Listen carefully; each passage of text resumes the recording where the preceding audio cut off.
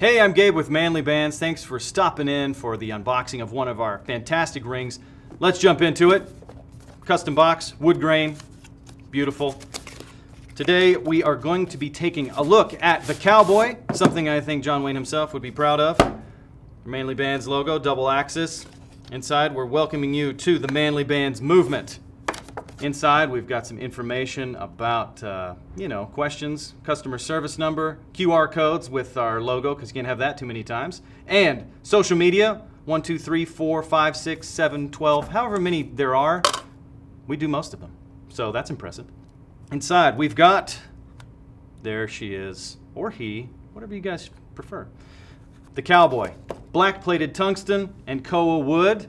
Koa, our native Hawaiian wood. Koa, of course, meaning brave or fearless one. So, if any of those apply to you, then maybe this is the ring for you. And that black-plated tungsten, sitting there with that atomic number of 74, which everybody knows. 74, that's Joe Montana's number, right? 16. That's not right. Inside, maybe it is.